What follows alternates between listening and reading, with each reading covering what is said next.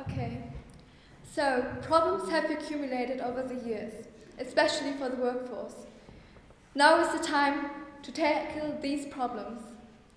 First of all, I want to ask, what is labor? Labor is committed to ensure that everyone is properly protected in the workplace.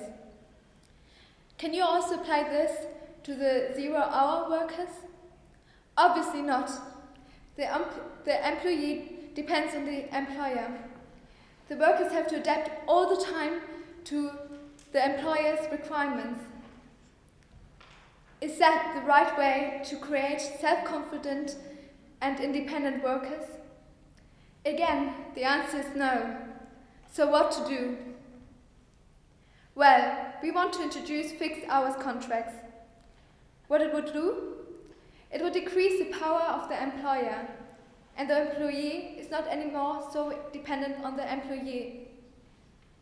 We want to ban employers from requiring zero-hour workers. So workers should not be available on the off chance they are required. We want to ensure that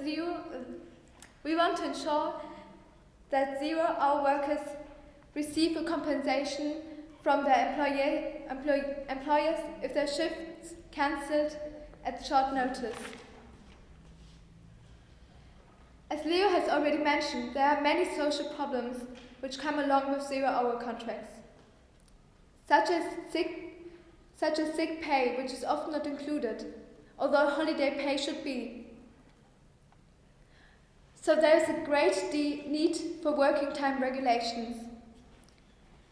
So what happens if sick people go to work because their employer requires that?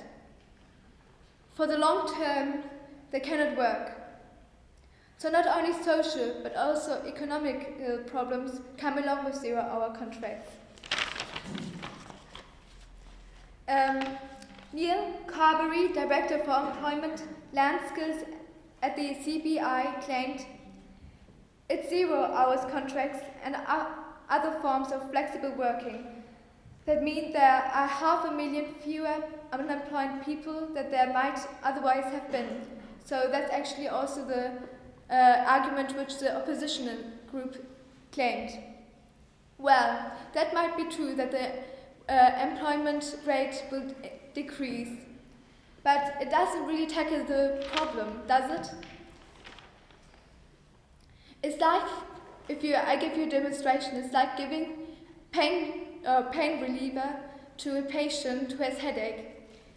Yeah, perhaps the person might feel better after time, but it's not really solving the problem, is it? To put it in a nutshell, the quality of our workforce is affected by zero-hour contracts. Do we want that? I think you all know the question, the answer for this question. Thank you.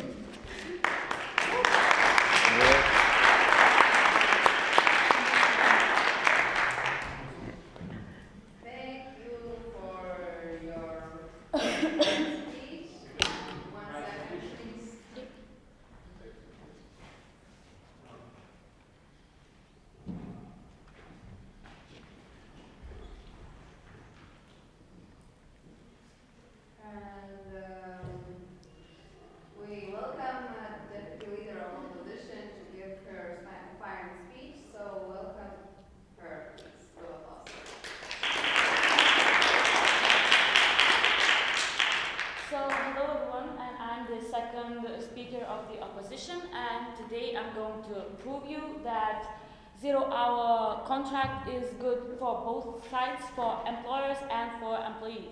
So I would like to start with a short introduction.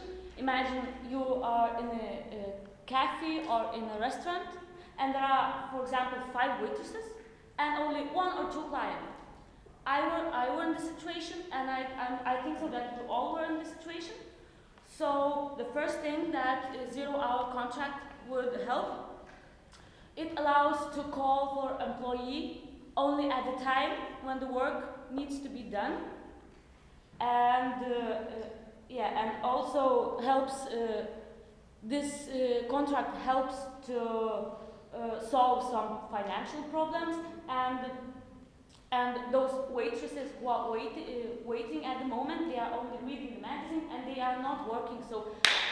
So why they should be paid if they are not working? Also, why it's good for employees? Because what I can say, this 0-hour contract is good for students and for people who have the opportunity to work in flexible hours. Also, these days, young people who are studying in university are lack of practice and for work experience.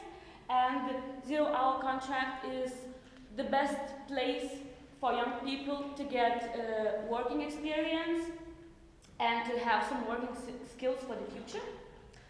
Also, it's a good way for a temporary job, and at the time you are working under a 0-hour contract, you also have the possibility to search for a permanent job. So I don't see a problem with working under the 0-hour contract. And as a proposition speaker said, they get employees who are working under 0-hour contract, they get holiday pay, sick pay, and even training, and they are paid to be trained. And finally, I would like to tell you a short example about one world-known food company, McDonald's. You all know it. And 90% of employees, and it's about 83,000 people, are working under this 0-hour contract. And the majority of these employees are students, are young people. And I don't see a problem because they get trainings, they get work experience, and they get also flexible working hours and flexible schedules. So to sum up, I would like to say that 0-hour contract provides entrepreneurship. Unemployment is getting lower, and so if this house would ban 0-hour contract, the world's economy will be doomed. Thank you very much.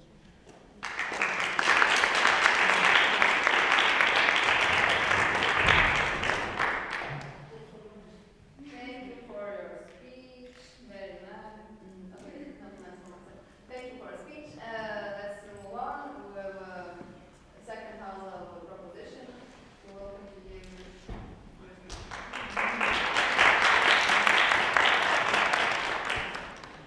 The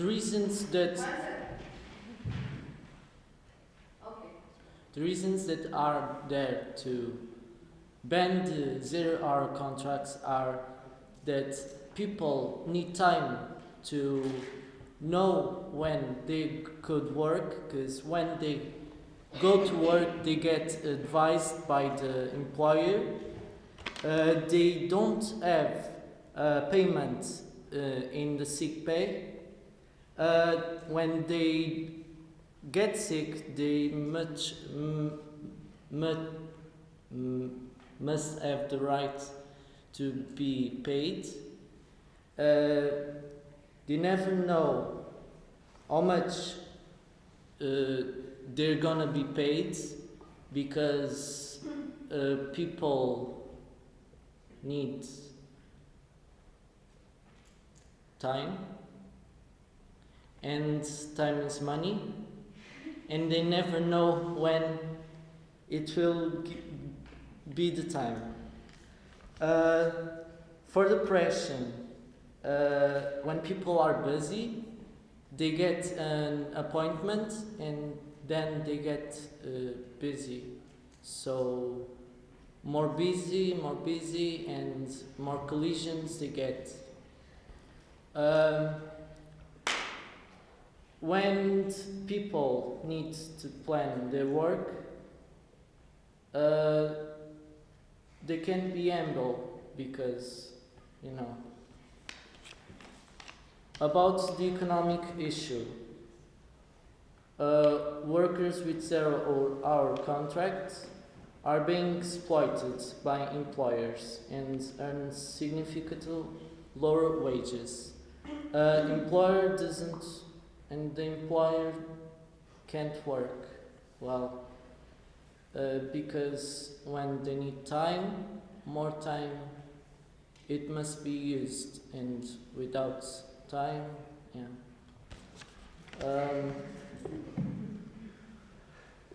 So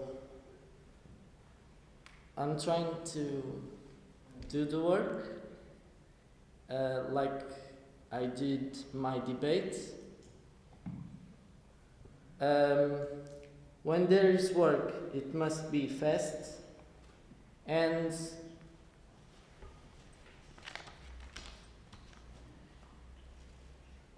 the employer punishes when the employer doesn't work.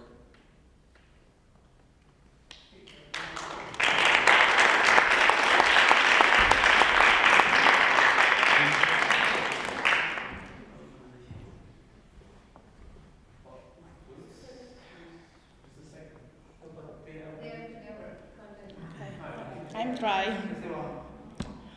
Workers with 0 hours contracts are being employed by employers and earn significantly lower wage than those on conventional deals.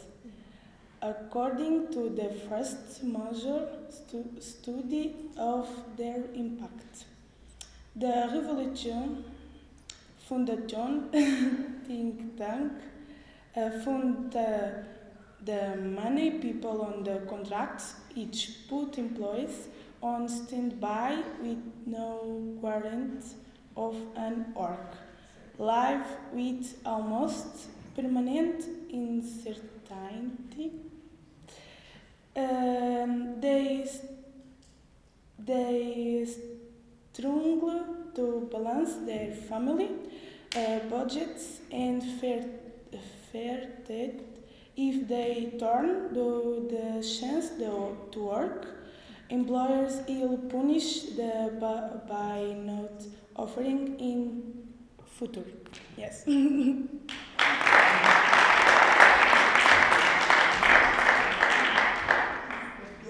Okay, thank you for double speech. That's fine. And now we welcome the second house of opposition. Maybe the last because our colleague. No explanation, please give your speech. Just explain our colleague. Yeah, we know who he is. And be the last. We were planning to be a little bit different, but anyway, it's correct like this. So we should not ban the 0-hour contract. Why? I think we have many reasons, but one of them is the job satisfaction that the people have when are working by their home. So if you don't have right hour to do it, you can deal with your time. Okay, you can manage your time better. So you get best challenge or best opportunity to be satisfied with that. Please. That you can have an order, it's not like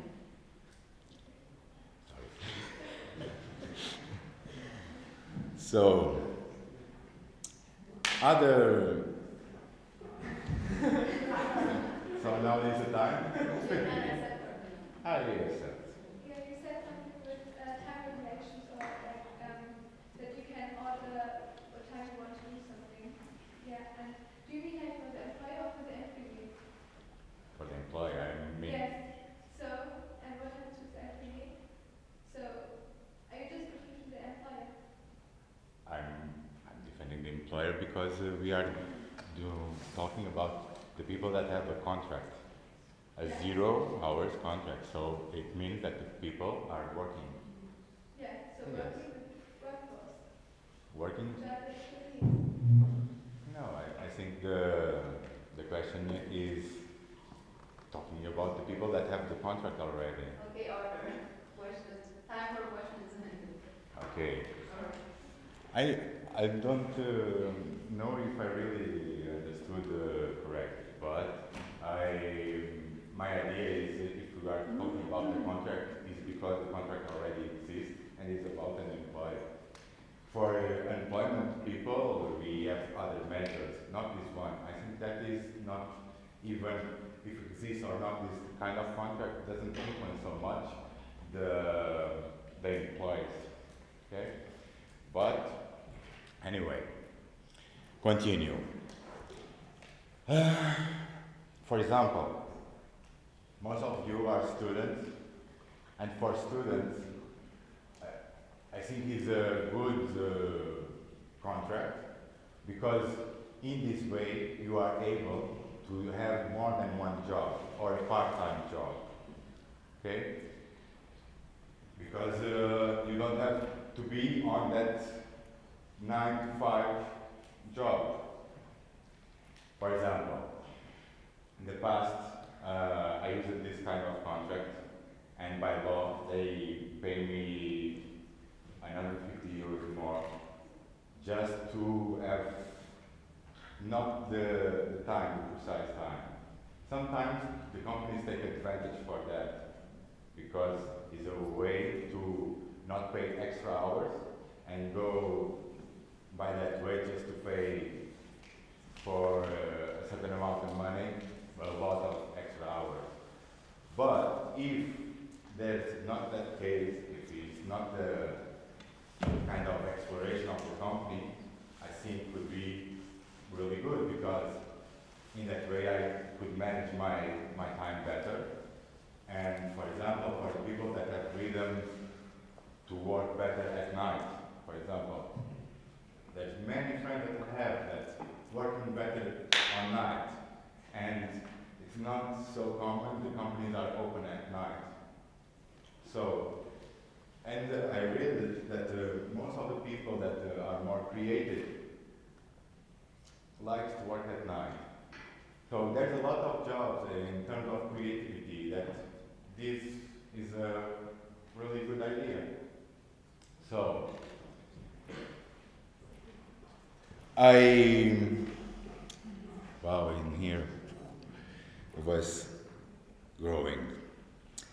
Let me just check if I have all the details. Don't have more questions? Time is over. Time is over. Time is over for questions. But I have how many minutes more? 7 7 seconds. 7 seconds. So we should not ban the contract of 0 hours.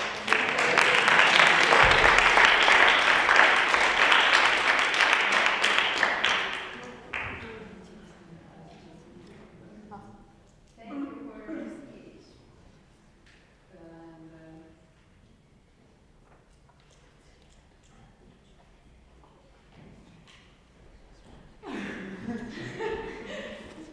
okay, I'm waiting for that. So we call on the stage to give his speech with speaker from proposition side. So we'll sum up the debate from proposition.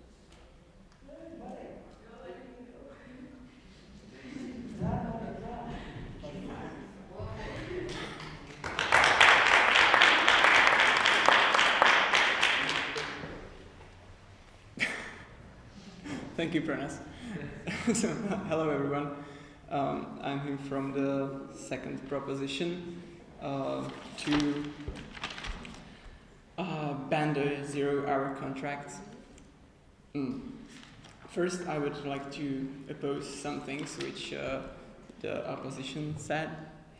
I think they said something like that students who work part-time don't have to, that they pay taxes, so it's better for economy, but our impression is that students actually don't pay taxes if they don't get enough, like over some limit of money, so that's nothing for economy. Also, for the example of waitresses, I don't think that 0 contract is really the only way for them. For example, employer can state in their contract how many hours should they work per week, and then call them based on how many hours they have already worked. So you see, the necessity of we don't really need the 0-hour contract. Also, Ivan said that employee can manage his time, or did you say, was it for employee or for employer? For the employee, the person that you are working, employee. Yeah, for employee. I think it's the exact opposite, because you never know when you will work. You work just then when your employer calls you, and you're not able to plan your time based on that, because you never know when he calls you to do the work for him. So you also not able to get another job while having 0 contract, because these 2 jobs can collide, and then you can't be on 2 places at once, right? Also, other reason, as my colleague said, you never know how many hours for a week or month you will work, but you need money for living, right? You have to pay your mortgage, you have to pay your house or your food, and when you don't know how many hours you will work, you can't be sure how many money you will have, and that's like a lot of stress on these people. Also, 0-hour contracts. When your employer gives you some work, you can decline, of course. But, well, would you decline? Or you wouldn't be sure if you get the work again. So, no, thank you, I have just too many things. So, you don't decline the work you are given. And then if there's a lot of work, you just want to do that, right? Because you want the money. So, yeah. Also, the sick pay is not included, as my colleagues said. Now, yeah, for the unemployment, yeah, it is not solving the problem of unemployment. It's just giving a pill for the headache, as my colleague stated nicely. 0-hour contracts has really the biggest influence on the employee, and as we see, it's not good for them. And yeah. So now I would just like to give some statistics from Britain. Just a second. An average employee in Britain who's on 0-hour contract works 25 hours per week, which is not much or many. But 33% of these workers want to work more, compared just to 10% of workers with normal contracts, because 16% of 0-hour contract workers don't get enough hours per week. So as we see, it's not good for them. Okay, your question. Oh, shit, sorry.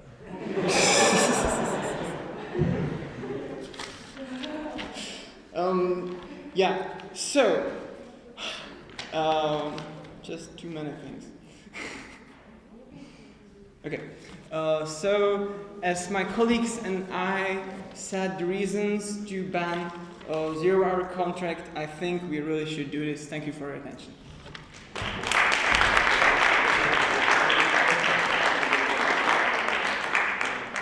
Thank you for your fine speech. When we apply for 0-hour jobs, I will write to this company. Actually,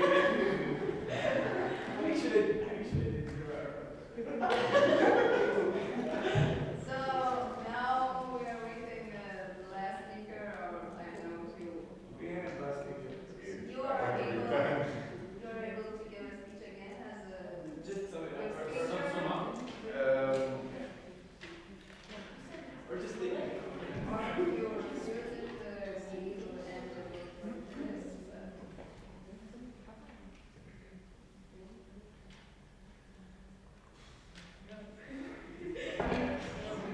Yes. I promise that I will be short. Okay. Not not necessary, it's up to you. Feel free to take your 5 minutes. Okay. So you said that. Maybe speak at the microphone. Yes, in the microphone. And I like to hear my voice in here.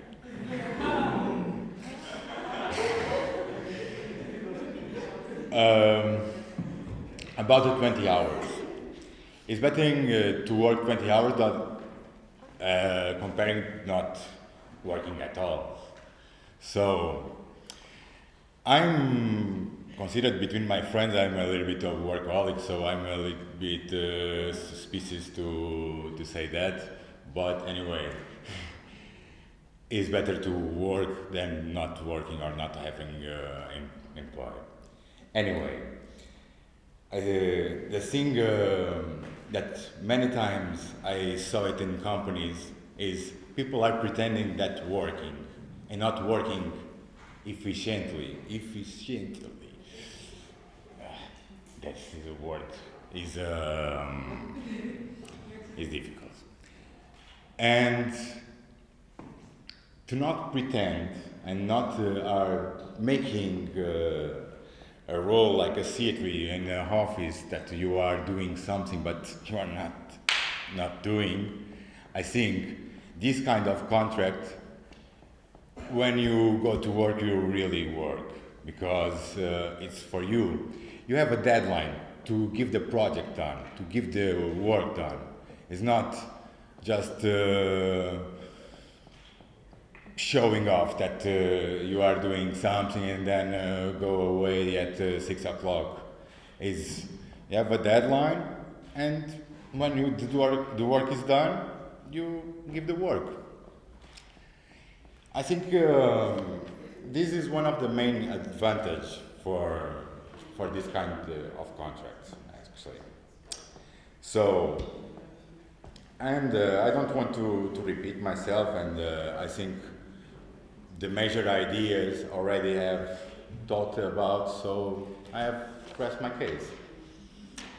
Take your conclusion.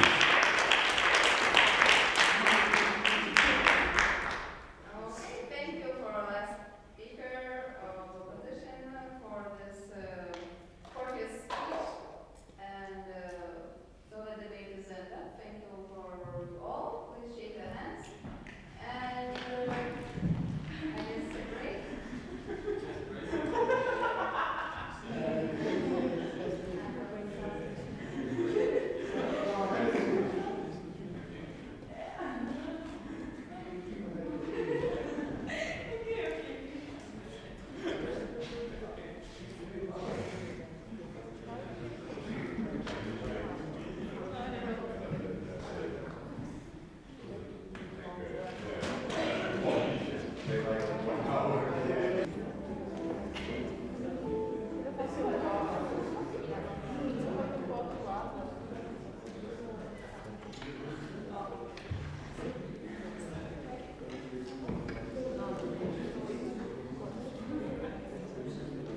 So, thank you all once again for a great show, for great debates.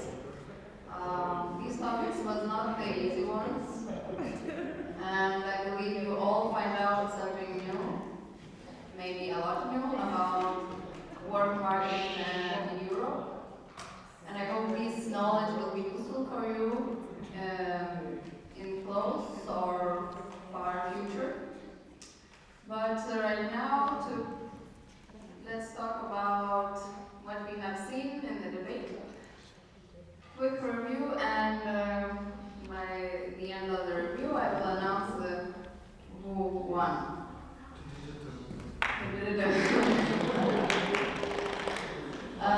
There will be winners in each debate, like winners of the team, as a team. So, as you remember, first debate was the South would end free movement of labor in European Union. This topic is difficult to tackle even for experienced ones, so I think a great job was done. What we hear that free movement gives us not only good things, but also global terrorism, job losses, cultural loss, and also high criminal numbers in the countries we receive immigrants. From a first house of proposition, but on the other hand, we had that still the freedom of choice is very beneficial for each of us as individuals. And it's one of our rights as European Union citizens, and it's quite a unique right, which maybe not exist in other places. Though I would oppose this, because in the United States, I think free job market is welcome as well.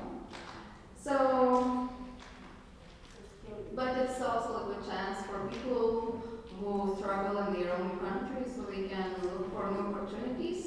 This is what we heard from first opposition. And second prop house explained us how this movement of other countries is not always helps to improve our lives because of higher expenses in more developed countries. As example was given Germany, and of course the huge taxes, which is not so easy to tackle neither for citizens, neither for government, that taxes would be collected. So, and also we heard from second house from proposition that it's not clear about European Union economical strategy, though it was not very related example with here in Lithuania and Italy. But also we heard a lot that this movement also destroys local cultures, or at least gives negative influence on our local cultures, like our own cultures, because of that diversity of foreigners in different countries. Sometimes we forget our own customs, and we are saying we are European Union citizens, so we don't follow any customs, any culture, and we can see this as a negative effect of this free movement. But also, on the other hand, it was very nicely highlighted that the freedom which is given by European Union and why this union was created is very important in 4 ways, which was given by Susie, I think. And also it was explained how this exchange of intercultural experience and labor experience usually helping to develop our own countries later on, then immigrants come back to the countries and they build new companies, or at least they use their knowledge which they gain in more developed country. So this is obvious advantage of this movement, and once again it was said about social effect for people who cannot find a way to handle their life in their own countries, so they have a chance to handle, to try to build their life in another countries of European Union. And of course, it was mentioned that once again it improves our hard skills and soft skills, which is once again our tolerance and improvement as employees and specialists from better experiences. So based on this review, what I have heard and noticed, I'm sorry if I missed something because of distractions, but based on this, I announced that first debate was won by opposition side, and the winner in the debate as a team was second opposition team. So congratulations. I believe we have a prize for you, and I welcome you here to take a prize.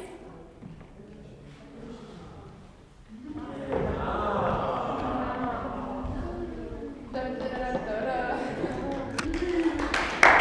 Leo. Congratulations for your great speeches. Great show.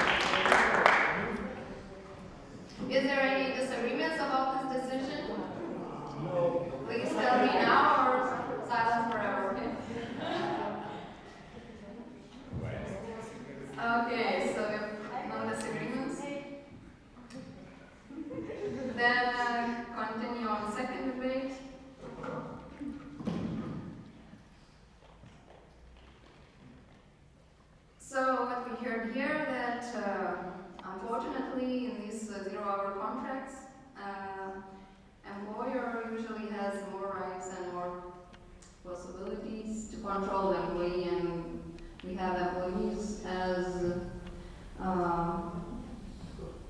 cheap labor who are often used, and the employer has an advantage of these contracts. It was noticed a few times in this debate. By first speaker of proposition and by second speaker of proposition, and this team also provided nice solutions about that we should fix these contracts, like about at least some hours during the month, or instead we could give compensations for those workers. So at least it would be more fair in employer and employee eyes, especially when. And there was discussions about employment, would it increase or would it decrease if we would manage. Because of huge discussion, I was not counting this argument on neither for both sides, for neither one side. So from first house we heard nice solutions, and it's an advantage of employer 0 hour contracts. From first opposition team we heard that it's it's hard to find a job, and this kind of jobs is better than nothing, and it provides you social security as health insurance, holidays, and some more. So also we heard in second speech of opposition example about waiters, like that. These kind of contracts help for employers to regulate their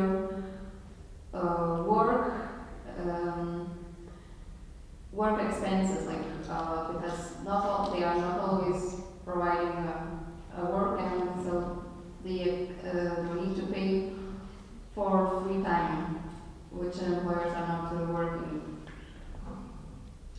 But also we heard that it's a good experience for students, which was not denied in later on proposition speeches, and it's considered as part-time job, so also employers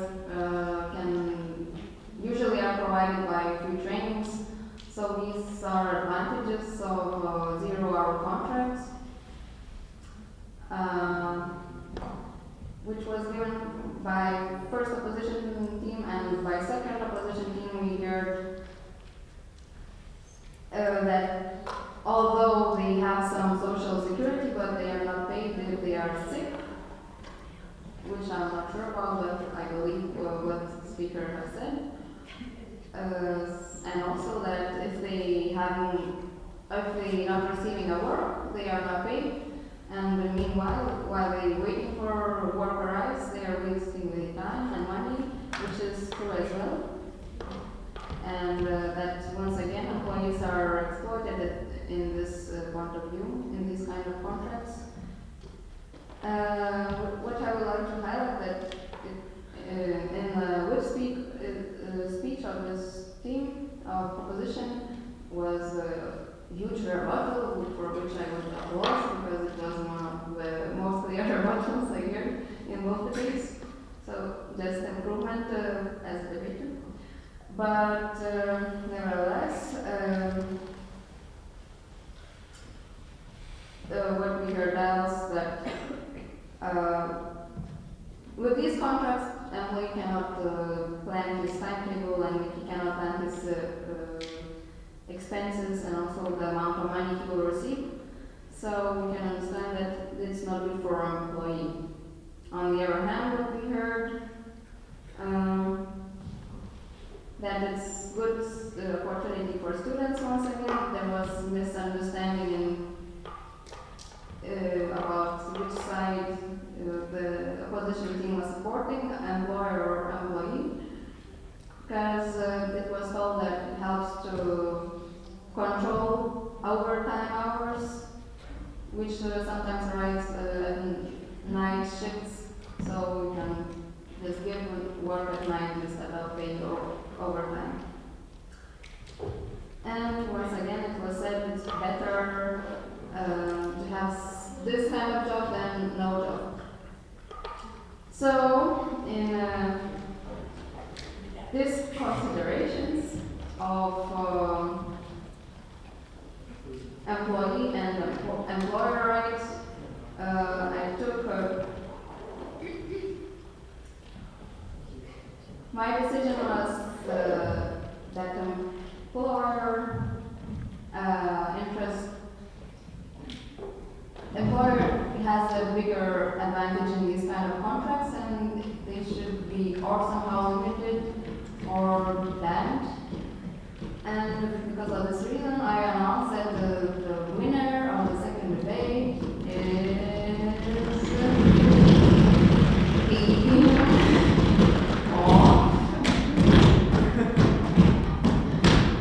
the first proposition.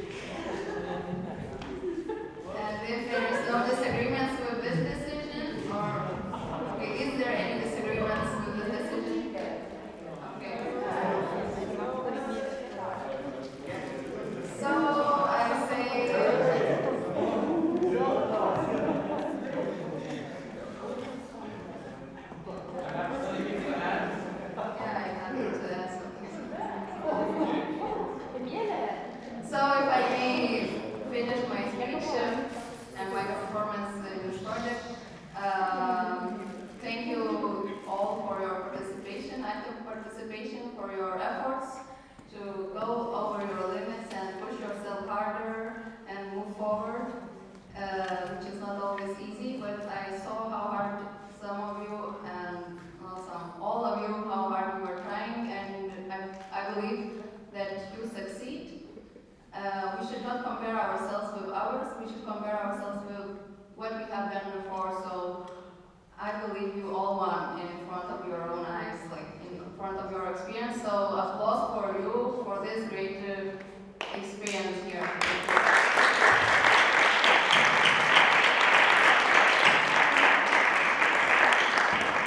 And I wish you never give up, and I hope you will grow the leaders for Europe. Thank you.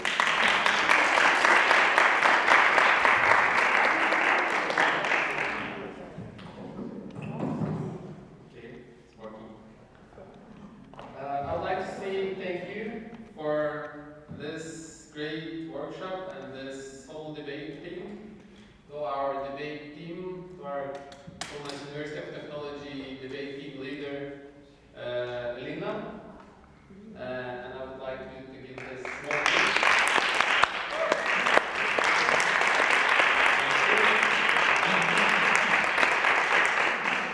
So now we're going back home. So get ready. Padarom nuotrauką pačiam laiptų bendrai. And let's make one big group photo on the stairs. Or maybe here. Ant laiptų. Here. Okay, so we're gonna decide. Thank you. You should cover.